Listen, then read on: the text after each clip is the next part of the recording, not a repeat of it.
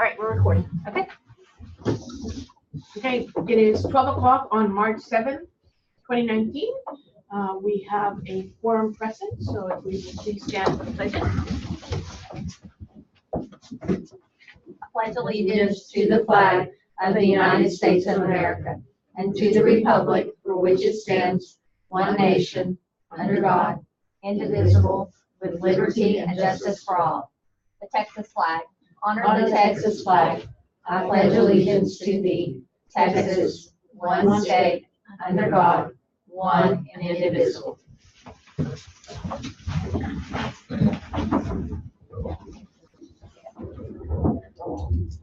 So the first item on the agenda are the previous minutes from our January 15th meeting. We received those via email. Any questions or comments on the agenda?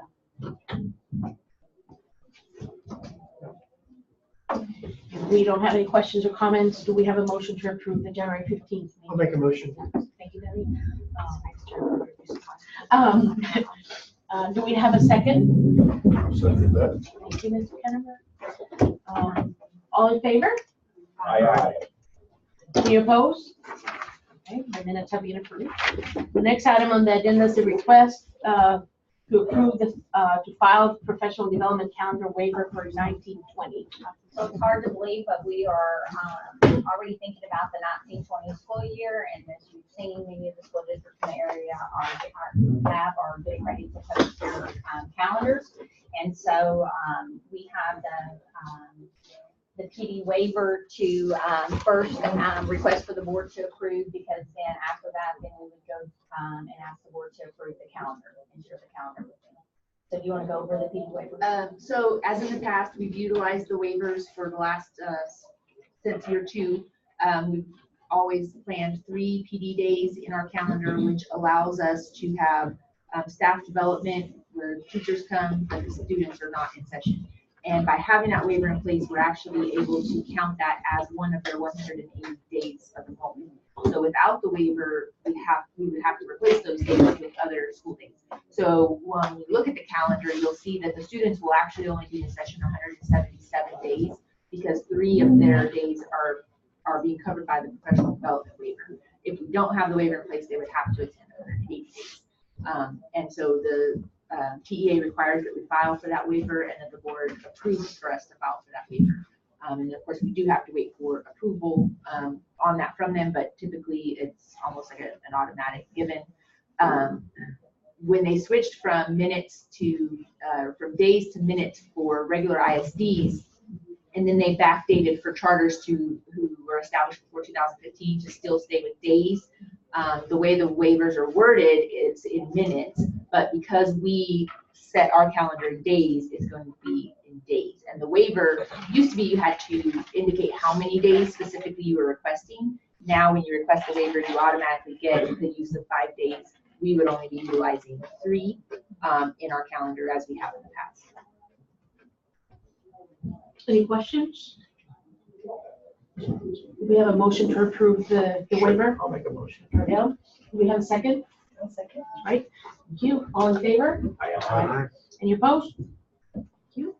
Now we have the 2019-2020 district calendar. So as you know, when we begin to develop our calendar, we always pull in the surrounding school districts, because we have seen data to show that if we don't align, if our students have spring break at a different time, then oftentimes, especially in the past when we didn't have all offering for all grades, we would have situations where it would impact our attendance. So we always pull the university's calendar, and then we always pull the surrounding school districts in each of the counties that we represent. This year we did make some modifications that I think that are going to benefit the students and the staff as well.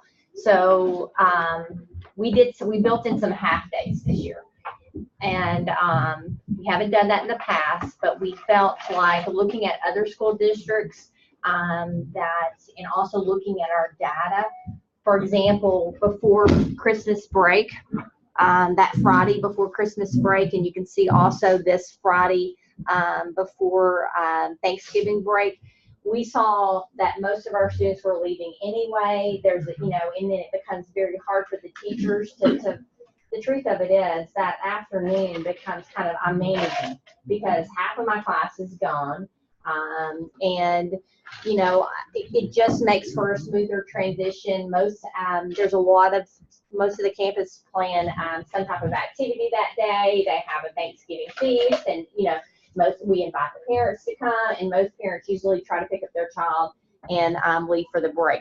So we built in those days, but we also looked at our calendar and worked with the curriculum team to look at building in some PD half days that really were centered around when we finished up benchmark testing, so that we could have all the teachers come together during a set time to analyze the data, so that we could come together and the coaches could go to each of the campuses, work with the teachers, and walk them through basically a data analysis to determine what interventions need to be put in place, what students. Right now that's being done, but it's really hard to get everybody, and it takes several hours to really sit down and analyze your data. And what we found is, yes, it was being done, but we were having to host several meetings to get through all of the data, instead of just really saying, this afternoon, everybody bring lunch. We're going to look at the benchmark data from around noon to 4. That will give us more time, and we feel like the teachers will have they'll value that time as well. So you can see we built in several days that allow us to look at our data, analyze data. So that was the purpose behind some of the half days. So really, that's the biggest change. As you can see, most of the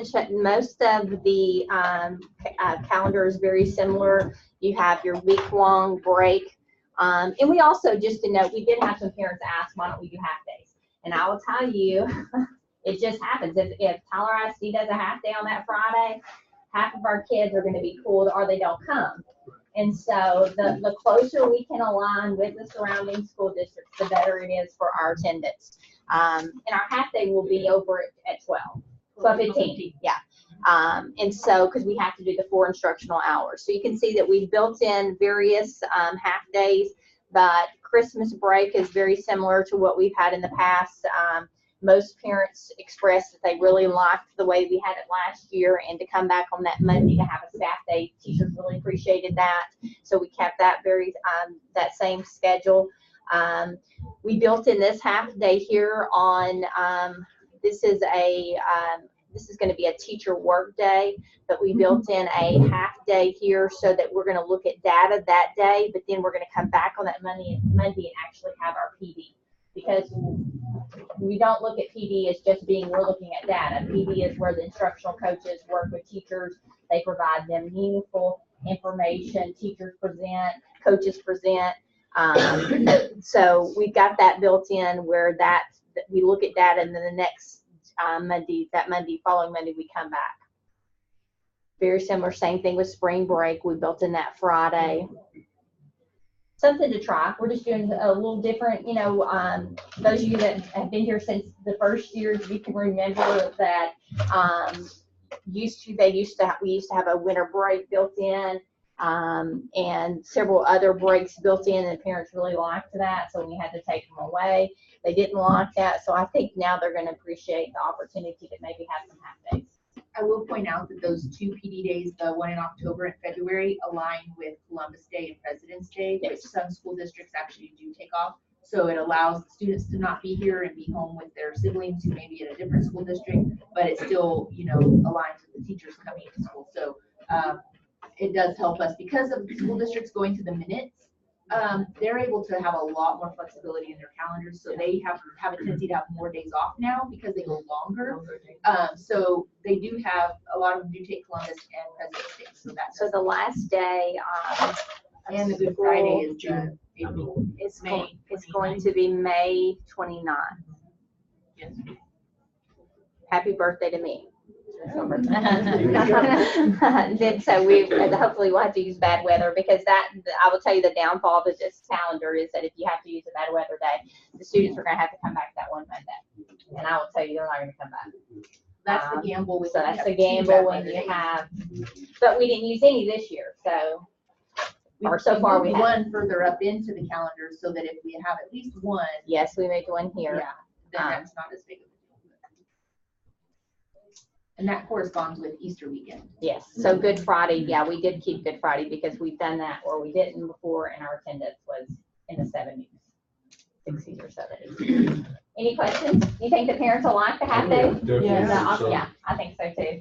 And I really like the holiday, the December, January holiday, as somebody that Hispanic and celebrates Three Kings and Three Wise Men. Having that day off was great this year. Good.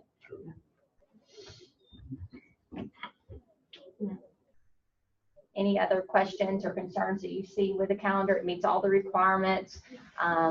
We tried to put some spin on it this year, so I think the parents are going to like the half days. I really do. And I think it's listening to them, because several of them asked, why don't we have a half day? And I will just be honest with you, being a former principal, those half days, you get right before that break is tough.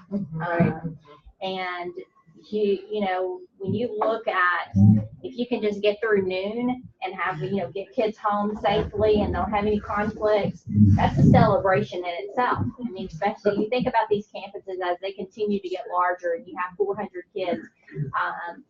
Kids get pretty excited when you get out of the routine. And usually those days before big holidays, you're out of the routine. I would say 4 hours is enough when you send them home.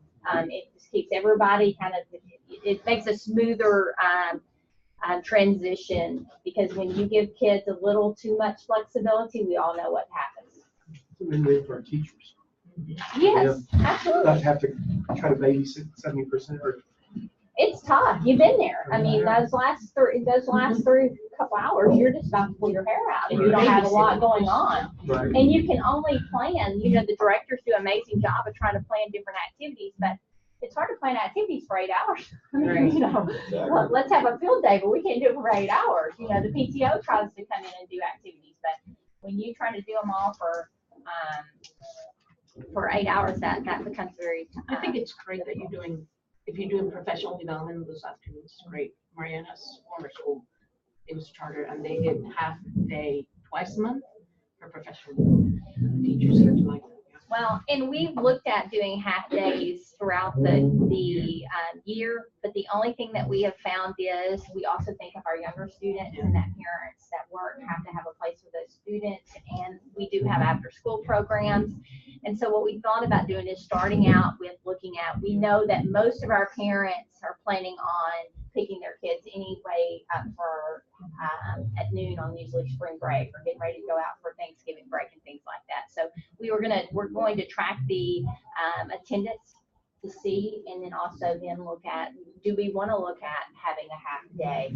We've also talked about, and I'm a big fan of this, looking at a half day after each term, where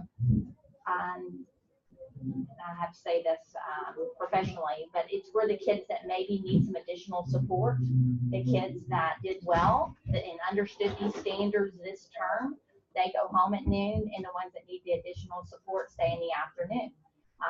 And so it's an incentive, but it also allows that student that is struggling in a specific area to get 3 or 4 hours of solid instruction from that teacher.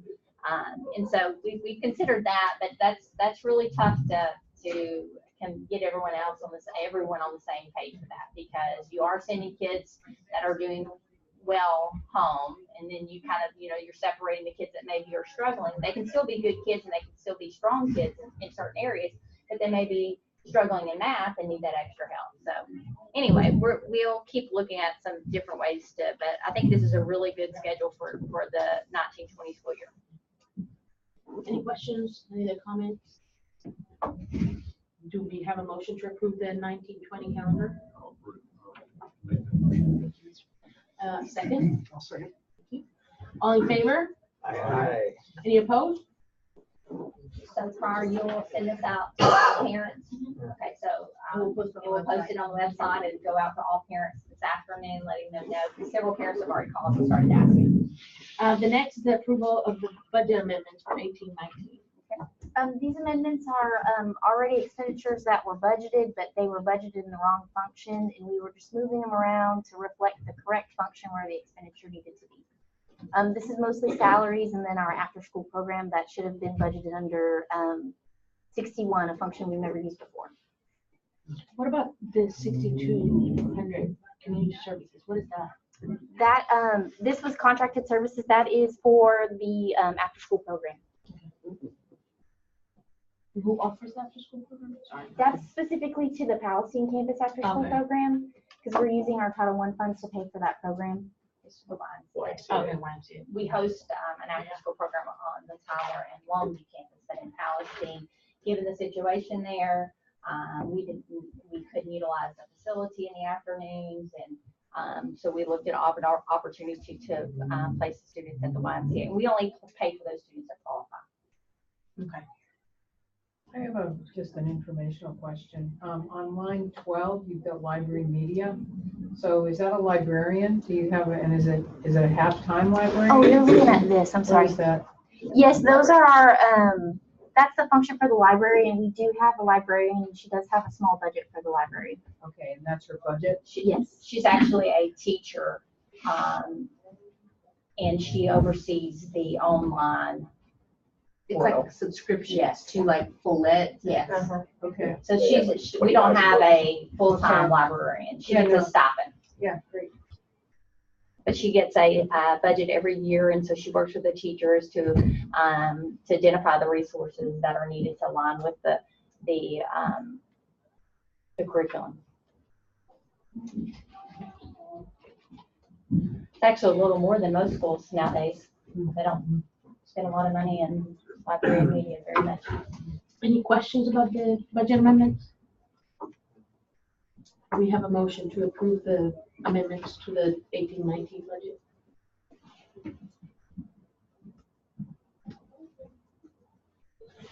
I make a motion to approve the amendments. Thank you. Do we have a second? Thank you. All in favor? Aye. Any opposed? Thank you. Approval of superintendent appointment to the Region 7 Advisory Committee. So this is every year, so we have to renew it every year. So basically, we do receive services from Region 7. We are part of Region 7, and Region 7 every year requires the board to approve the superintendent to give them the authority to serve on the Regional Advisory Committee. And basically what this means is that I'm able to approve for us to be able to participate in certain functions, such as if we participate in professional development or different areas that they offer at the service center. Really, I'm their contact, and I have authorization to sign. Any questions? Do we have a motion? I'll make a motion. Do we have a second? Who was that? Odell? All in favor? Any opposed? Thank you. So now we're to the informational items. The financial updates. Yes. Okay. Oh, I'm on the wrong document. Excuse me. Hold on 1 second. We have received 3.2 million in revenue so far, and then we've expensed out 3.1 million. So as you can see, our projected fund balance roll over. Odell, you want to talk about what you just, So as you know, school finance is the big topic this year. They're actually being reasonable about it down in Austin. The Senate plan is to give every teacher a $5,000 pay raise, and that's it. Not gonna happen, because it's technically an unfunded mandate. That's my analysis based. The House plan is quite comprehensive and very exciting if they can get it passed. It is bipartisan. It will include a reduction in property tax, which they've been trying to figure out how to do forever. I don't understand how the property tax works, so I don't know if that's a big cut or whatever, okay? But that should appease the more conservative Senate. It will raise base salary for Texas. That would not impact us because our teachers are already in line with like IRIC versus ARP. It really impacts the rural school districts. They would get a bump. But I have seen though, when that has happened, that Tyler ISD will go in and raise their, first year teacher rate. So that's another way to Yeah. handle it. The exciting part was $867 per student raise in the ADA. And then full day pre-K, which didn't really impact us because we don't have that or facilities for that. And then there was an additional money for special ed and economically disadvantaged kids. So it's I can't remember the number, is in the billions. But they have the money, they've been sitting on it for years. So It's gonna be interesting to see. I mean, if that, if that passes, that passes, that's gonna be amazing. or even How a that version of additional- that passes. Yeah. I mean, any additional, money, so, And I saw no mention of facilities increases for charters. I did no, not I see didn't that see that anywhere. either. But the more students we get every year, the higher So our that would be- facilities allotment That'd be goes. tremendous. It would be So, tremendous. yeah, but I mean, if you think about if we got an additional $600,000, you could pay off That's right. campus pretty quickly and then That's right. begin to explore other options. So, that is exciting. Any questions about the financial updates? So I'm always excited to see that we do have a fund balance. If you look at a lot of schools very similar to us in size, their fund balance is quite a bit lower. I mean, some schools actually operate with a fund balance of, $300,000 or $400,000. And so we've done a great job looking at the resources and accomplishing what we're accomplishing. All right. So district campus enrollment and attendance, so I always review this with the board just to keep you updated. And so you can see here, we're at 734 and our budget's built on 730. So we're right there, which is good. That's like the first time we've ever really had that conversation to be able to say, usually we're about 10 or 15 kids lower than where our budget's built off of. So we're either getting better at retaining, which that's really what I want to celebrate, or we're getting better at developing our budget. So if you look at Tyler, K through 12, then 312, and then Longview, 258, and then Palestine 164. But that number definitely is going to go up next year, given that Palestine will offer the K through second, so there'll be a K-12 next year. And then we will begin to look at an opportunity to try to bring in K and Longview, which will require additional portable. So once we get the portable, the facility and Palestine addressed, then the next conversation is how do we expand and a K campus in the Longview. So total, again, 734, and if you can look at our overall attendance rate, it's pretty steady. So Tyler took a hit because of flu. I was wondering. yeah, they did. I think we had 31 confirmed cases here in Tyler, on the Tyler campus. Wow. So that's just what we, those are the ones that we have confirmed. There's always a few more. All right. So, sorry. So graduation updates, this is just to let you know that we are working with the university, and we have, again, the date set. We're working on the program. All the board members will be invited to attend. We're working with the university, a gentleman there as well who oversees the graduations for the university. So we've met with him. We've talked through kind of our agenda. He's sharing resources. Again, this is our first time. So there's a lot of planning that goes into getting all the students here. So we're actually going to host a walk through practice on that Friday. So we're going to bus all the students in, all the seniors. They're going to, our plan is to let them go to the Cumberland Mall area and mess around that morning, have lunch, and then we're going to bring them here to the campus and actually walk through the entire ceremony from start to finish. The next day, they will have to come early, and so a lot of parents will be coming in with their students, knowing that they're going to be driving in. We're going to have some danishes and things, coffee for the parents, and hopefully everything will fall right into place. But again, there are a lot of details to make everything work. And so I will note that Rika Payton on the Tyler campus is working along side of me. She actually coordinated the Laterno graduation. And so she has experience with that. She led their graduation for several years. And so having her work with me along with the university, I feel like it's going to be a very nice event. We're finalizing a lot of the details right now. So there's a lot to this 12th grade class, everything from prom to graduation to diplomas and getting the right seal and the right name and the right signature. I mean, the tassels, I mean, you just can't imagine the details of having a group of seniors graduate. But we have 42 seniors. Right now we show that out of the 42, 27 of them have selected to go to UT Tyler. So we're real excited about that. And also, yeah. So, and then we had several that have already gotten scholarships. One student got I think a $52,000 scholarship to LeTourneau. So real excited. We are, I want to send a shout out to Kathy Parker. She has meeting with every one of those students. She is tracking their scholarships that they've applied for, the amounts they've received, the universities they've been accepted to. She's meeting with parents to make sure the parents have the resources they need. So we're real excited about this first graduating class, and we know that those numbers are only going to go up. Another exciting news that we received this week is that the university is going to embed a person here from the university. They actually will be funded through the university. They will work with our student body at large to build a university culture. So they will meet with they'll spend a lot of time meeting with 9th through 12th graders. So it's very similar to a guidance counselor. That is it's heavily focused on looking at developing that relationship with the transition from high school to college.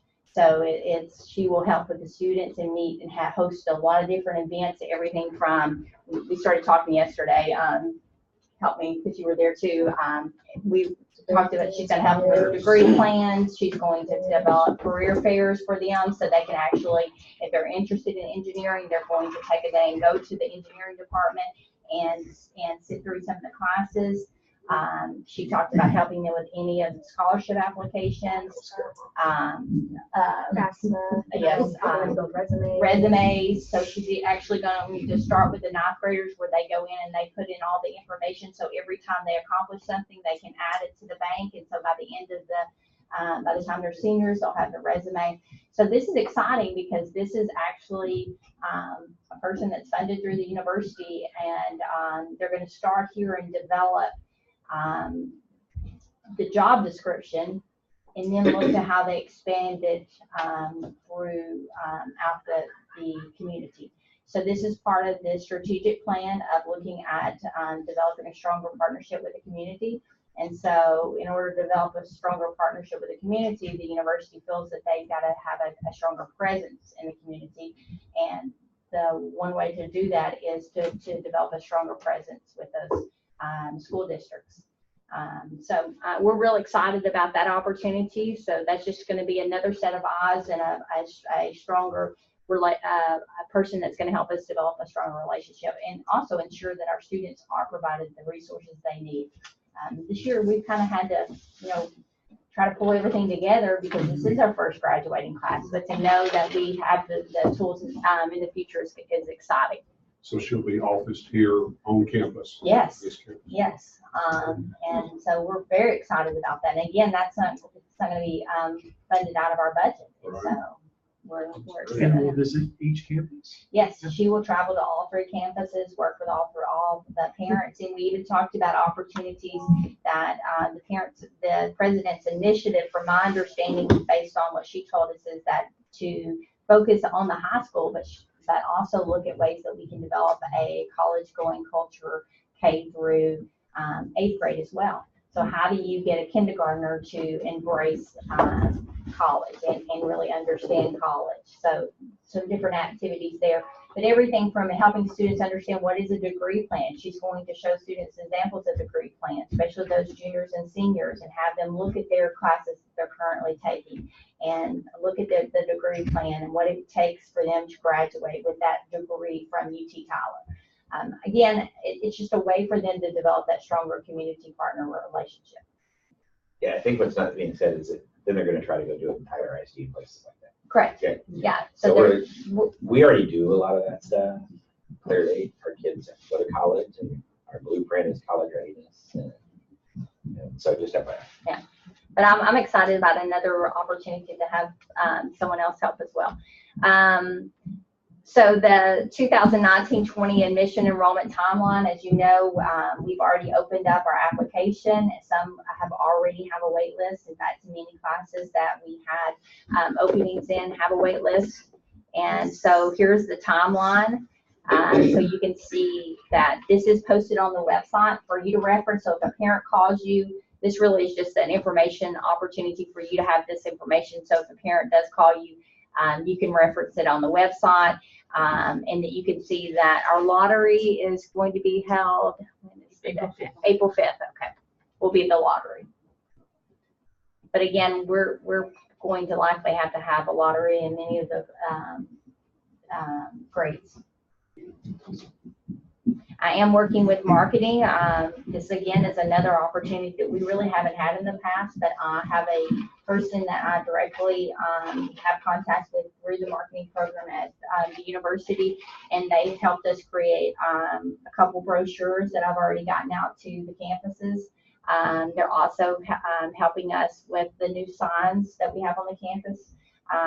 They're also creating, we're looking at creating a brochure that really goes through kind of a folder that we can hand to parents, interested parents, that talks about the school, that shows the data behind the school, shows the purpose behind the school, talks about the model.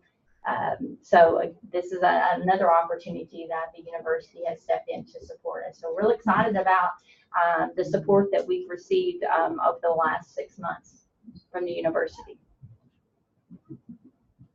Any questions about the timeline? Very similar to what we've had in the past.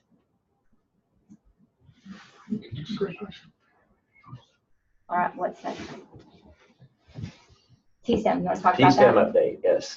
All right, so as you know that we are technically, or well, not technically, we are a Texas STEM designated school. We did not seek designation this year. DEA changed what T-STEM designation means. There was they sent out to people to review and make comments. They moved T-STEM or STEM, the STEM pathways, to workforce development pathways. And we met with our coaches numerous times, and what they were telling us we would have to do, we are under the 2015 T-STEM plan, DEA, we are a role model school. We will not be designated under the new plan. Okay, so I pulled up the new requirements. Scroll down, there's some charts, and I can kind of explain to you the charts. Keep going. Keep going. So it's basically it's about half the number of pages. Okay, yeah, you're here. Okay. So I can't see. What's the title on that one? Scroll up just a little bit. Let's see. This is outcome measures. Was there another chart above this one? Yes. Okay. Requirements. We have to change our target population to be at-risk students, students in danger of dropping out of school. That is the new T-STEM blueprint. Not only that, they will compare us. We don't get to compare ourselves as a district, like a school district would. We are compared to whatever host district we are in. So we would be compared to Chapel Hill's demographics in this school. Longview would be compared to Longview ISD. We cannot match those demographics, therefore we would fail that metric. We cannot match Palestine's. We are whiter than our surrounding schools. Under this, so an at-risk, and then it's broken down by ethnic group, which we do now, is in the new, keep going down. Oh, no, sorry, just a little further down. Sorry. Okay, There we good. All right. Economically disadvantaged, once again, Tyler ISD is 80-something%. We're 12 or 13, you know. So you can't be no more than 10 points, Off 10% of their points data. under their data. So we would we're not gonna fail this whole thing. Yeah. Go to the next chart. So, and all of those things on they're all required. It isn't A or B or Yes. C or anything Well, like that. there's a composite score, but There's we like would, at me- we would At fail. least 6. We had to meet 6. All right. We would not make it. The, and there's also a political/policy agenda that I consider to be anti-charter, because a report did come out showing that most of the charter schools are more segregated. Either they're in the middle of Houston and they're all black, or they're here and it's more white than the surrounding districts. But we don't have buses. And there's nowhere in the budget to do that. But anyway, this was 15 college credits, but they want it to be towards an associate's degree. We're a 4-year institution. We don't care about associate's degrees. And also the generic associate's degree happens all the time to get kids from Earth College high schools. I want to be an engineering major. They've taken every wrong course. Okay, so that's a problem. If you scroll down, some of these things we were able to do up just a little higher. There you go. They took out AP courses. They took out, that didn't affect us too much. It affected, they went from 132 T-STEM academies to 80 overnight, just because a lot of the schools said, this is crazy. All right. In fact, I said it was crazy at a meeting. I got a call from TEA the next day, chastising me for saying the new plan was crazy. Anyway, scroll down, next one. Achievement, okay. This one is, we had no problem with the TSI. All our kids take the TSI. This one was actually a pretty easy one for us. Okay, keep scrolling down. Keep going. I think we're done with that one. That was that's Yeah, it. so our Okay. biggest challenge was the at-risk and the ECD. We met with our coaches. We actually presented to, at a conference. We talked to them about this was the old blueprint, here's the new blueprint. Yeah, laid it out. We were basically a model school under the old blueprint.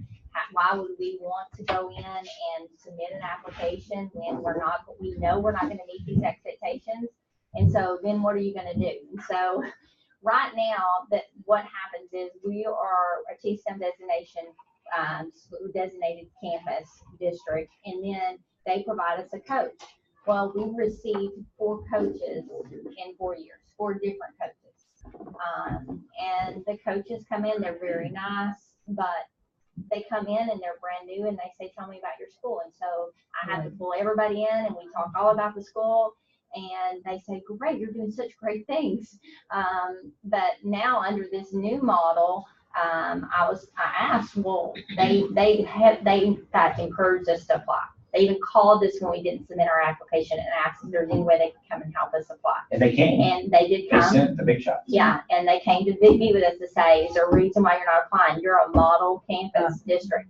And we said, but we're not going to be a model. Why would we want to apply for something when we're not going to meet the expectations? So then we're going to get a letter that says you're a T-STEM designated campus, but you didn't meet this domain. I said, so what are y'all going to do with us to help us get more at-risk kids when we can't self-select? And they go, what do you mean you can't self-select? I said, we're a lottery. I can't choose that. If I have 5 at-risk students come in that apply, first, I don't even know if they're at risk. I can't accept those students over. Oh, so then they said, well, we really think you should apply because we're probably going to have to redo a lot of this because we have some issues. Redo it first. Yeah. The other thing that they told us, we would have to actually make an agreement with TJC so that our kids could be eligible for industry certifications like welding and things. I'm like, this is a 4-year institution. We're not trying to make welders. We're trying to get them to go to his college. And so the second piece was, as you know, as a charter, the only real benefit we get is we don't have to take criminals. And they were telling us we would have to change our charter to accept criminals because it's really turned into we're going to save the kids that are going to fail out of high school. That's not typically the kid that ends up in an engineering program I mean, you can be poor in an independent engineering program, don't get me wrong, but you can't be the one that's in DAAP and Judy Hall. You like the collective because you're missing out on the instruction. Yeah. I mean, you're not getting the quality So- instruction in a lot of those situations. So what does this mean for us? Can we still be a STEM school? Yes. We can still reference STEM. We're still a STEM school. We can still utilize the blueprint. A blueprint is built off of good practices that we implement daily. The only thing, we're not going to get a letter that says we are T-STEM designated, and we're not going to have meetings with individuals to talk about our school. But we are going to get there is going to be a designation from the T-STEM Coalition. All the different regions got together and said, since TEA is doing this, we've always wanted to have an elementary designation. State wouldn't do it. Middle school designation, you had to be tied to a high school. And then, so it'll be based on the Tennessee's STEM model. You'll do a self-assessment, kind of like what we used to do for Project Legal. You'll do a self-assessment, then you'll be blessed. You'll get a banner that says you're a STEM school. It just won't be a TEA STEM school. So will the loss of 50+ schools that are pulled out and not gone for the designation, will that hurt TEA, or will that change their thought process I for think- next year? Or I just think the pendulum has swung back to where we're gonna not worry about 4-year degrees, we're worrying about workforce just and getting kids. something? Yeah, like we would have to partner with East Texas Workforce Commission and try to develop degree plan or high school plans that would put them into jobs locally. There's not a lot of 4-year engineering jobs locally. So really what they're looking for was technicians, and that's not us. They would change our vision. Yeah, it really Change conflicts, our- that's what we told them, it conflicts with our purpose. And, And they also changed, when you signed this year, it had teeth. oh, yes. That was the other Yeah. factor. So this year, they gave the superintendent the power to just sign, and now they required you to get the signature from the university that you're partnering with, and also the community person that you're partnering with, and they needed a legal binding document. I mean, and so when Like you will that, do these things. yeah. Yeah. And then we were like, oh, wait a minute, we know we're not gonna need it. Why do we wanna sign this? Why do we wanna go to the university and tell them we're not gonna need this? So there's gonna be other opportunities. Yeah. So this doesn't change anything. It just basically, it saves us a lot of time, And to be Battelle honest. is working on a national certification that's to be rolled out. That would be a far more prestigious designation than TEA. Any questions? So this is just an information item. We'll share it with the parents at the start of the year. But a lot of our parents Thank don't you for even not really going want that. with it. They Understand don't that. understand. Thank you for not going with it. Yeah. I mean, it's kind of a no-brainer. We actually filled it all out, Yes. and then we saw the signature pages, and it was like, oh, wait a minute. Well, then because they said, please just fill it out, because we really think we're gonna change this part of it. We said, we'll wait till you change it. I think that now that they realize so many have not submitted their application, now they're going, oh, wait, we may have messed up. The other thing I wanted to share, campus updates, so facilities in housing, they're moving right along. We're really excited. We had our groundbreaking, a lot of energy there in the community. They're looking at some ways to really enhance the facility. So we're really excited about that. Everything's on track. We'll be sending out a parent newsletter for this month to let the parents know where we're at. I think the building will be placed in May or June. And so it's supposed to be on time, mid-July, the teachers can access it. So that's the plan at this time. But the development council's meeting, they're looking at several initiatives. There's already been money that's raised to support some of those initiatives. So really excited about the energy there. We have a lot of energy on the campuses now with looking at application process. When we get parents, in fact, we're having to look at rescheduling some schedules around this month just because we have so many parent tours that we're not able to, we were actually having to put parents off a month in advance, a month out, and parents were saying, well, I want a tour now. And so now we're having to adjust some schedules so that we can host the tours in a timely manner. So that just shows you that word is getting out, there is a need. Another great exciting thing that we just got word. So as you know, we've always looked at opportunities for our students with dual credit. And we've talked about dual credit currently, the way that it's being facilitate this through online. And so we presented a proposal, Dr. Sherman and I, to the provost, and it looked at having our dual credit, our 11th and 12th grade students report to the main campus to receive their instruction through face-to-face. And got word yesterday that the proposal was approved. And so our 11th and 12th grade students will go to the main campus or the satellite campuses. So 11th and 12th grade students in Palestine will receive their instruction, their dual credit instruction, face-to-face there in Mathis Hall. Longview students, 11th to 12th grade, will go to LUC to receive their instruction. Whereas it's been online, a lot of it's been done through an online portal. Now we're looking at what's best for students. How can we develop a stronger relationship with the students and the college? And then also our Tyler students will be here on the main campus.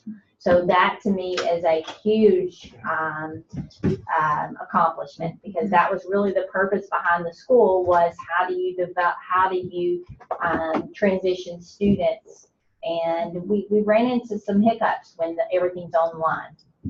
Some of our students have been very successful, but some of them have struggled. And so we look back, what is best for students. We know that that freshman year is so important, and these students are not even freshmen. And so looking at giving them that instruction through a face-to-face environment. So our chemistry students will have chemistry over at the main university, and it will be done through with a college professor. But another thing to note is they actually may have college students in that classroom with them. And because if the class has 20 seats and we fill 15 of them, they're going to open the other 5 up. That sounds so familiar to a plan that was submitted about 3 years ago. So anyway, that is so exciting, because what that's going to do is, I think our juniors and seniors are going to appreciate the opportunity to be on the university campus. We see there's value in the instruction that the students are going to be receiving. The university, we also talked about doing some science fairs at the university where we would bring in all 3 of the campuses to the main university. So really exciting time. I mean, as you can see, we've gotten a lot of support in the last 6 months from the university. So it's very exciting. Tell us about canoes. I wanted to, but I didn't know if I. Sure, go ahead. So Concrete Canoe at UT Tyler, our students have done quite well at it through the years. This year they're doing it differently, where they're basically sponsored and are mentoring a high school team to compete in their place. And so we approached four high schools. I will mention the other ones, but so White House, All Saints, Chapel Hill, and UA. Chapel Hill, we didn't really get a response. We have a couple White House students. We have 5 or 6 All Saints. We have about 15 UA students, and they're not just half participating. They're gung ho. They're doing so well. They actually built their boat 3 weeks ago, but they've met every Thursday night for months at this point. They've been mentored by the college students. The college students are enjoying it. The college students are starting to get a little burned out because it's been a long year. The high school students are definitely not burned out. They're still very excited. So they demolded their canoe last night, actually, and the canoe did not break. So they're going to actually have a boat. I met with the primary university student mentor, and she's just so stressed about how it's all going to go because she wants them to do so well. And I had to, please relax just a little. They're doing great, and it's now theirs. And it really has transitioned from a college project to the high school students are really owning it. And where is the competition this year? So it's in South Padre. It's in April. And you're funding all of us to go up. Yeah, I mean, you've seen my budget. It's huge. So we'll have to make some budget adjustments if you'll put that in the minutes next time. And then the practice so people can come watch on campus? We should do something like that. And Yeah. so We don't want to break the boat. as we get a little closer, Yeah. Sing it. Yeah. we need to talk through that. So anyway, they're having. I guess what I wanted to say is I'm very impressed. I'm just very impressed with the students. Articulate, engaged, technical knowledge is there. reliable, all the kind, we are struggling with how do you develop a professional? And I'm very impressed with students from here anyway. So last little tidbit, we brought them to speech because they have to give a speech as part of this. They have to build a boat, race a boat, give a speech, write a report, right? So we brought them to the speech professor and had the speech professor tell them, okay, this is what your speech should include. And she was telling them about group work, and I know it must be stressful for you to do, something in a group. And they just start laughing at it. You just don't understand why project-based learning. We've been in groups since we were, 8 years old, and it was awesome. So Yeah. they're doing great. Great. Good stuff is happening. I'm very impressed. Nice. Wow, that's a great place to end. No, wait, one more. Oh. I got an email today from NASA. They will fund the schools to send teams to Globe in New Mexico. So we have the money. Oh, I mean, it's a reimbursement, it's not a grant or anything. So anyway, they've already reserved 9 dorm rooms for us as well as instructors. So we just gotta find out which projects on campus can go. all right. Awesome, exciting. Good. I know. It's exciting time. I mean, oh my goodness. The wheels are turning. Everything that has to be done between now and the start of the school year. And then plus we have a lot to do between now and the end. Our focus now is really, our testing is coming up. So we just took our benchmark test this week, and curriculum team is working to analyze the data, and they'll be meeting with teachers to work with individual teachers to analyze their students, and then to identify the strengths and weaknesses within the standards, and then to develop the interventions to support those students in those areas that they're struggling in. So very targeted support will be provided to students between now and start. Lot to do, and we're recruiting teachers. So we're in the process of hiring teachers. So a lot going on, from everything to master schedules for next year, which is like I said, is a big change, a big twist, to recruiting teachers. But now it seems like instead of us having to recruit teachers, we have teachers coming to us, and that's kind of nice for the first time. And then also looking at marketing the school. So we're actually running a Facebook market in Palestine. So the university is working with us on that. So looking at a targeted Facebook advertisement. So exciting. And I think Longview still has the strongest wait list across. In fact, we get calls from parents. I think she has sections that have over 30 central students on the wait list. And so now the parent says, I know there's no way I'm going to get in. So when are y'all going to build a school? So exciting time. Yeah. Any other questions, concerns, comments? I will say I've received a lot of calls asking about how to get into school. And over the, since I've been on board, this is the first year that we've really had that happening. So a lot of buzz. Yeah. Well, I will tell you, the day after groundbreaking, the very next day, Palestine accepted 18 applications. That's good. Exciting. This is an aside, but it's something. So Dr. Simmons sure and I it's were nice. looking at, it is nice. We were looking at other lab schools around the country, and that is one of the purposes. So we looked at the University of Chicago because that was the first lab school. And we just went on how do you get in? $36,000 for high school Yes. per year at the University of Chicago. And I'm like, we got to find a way to market. If you attended a lab school in another state, you would pay. Yeah. 30, yeah, we can believe it. We got fell out of our chairs. Their infants was 24,000. Oh, yeah, and Can you you can imagine do having after school care with an additional fee. Yeah. It was like, oh my God. But anyway, thanks again to everyone. Appreciate it. Please, any questions? I'll make a motion. No, you're the chair. I'll second. All in favor? Aye. Good night. Please get something to eat.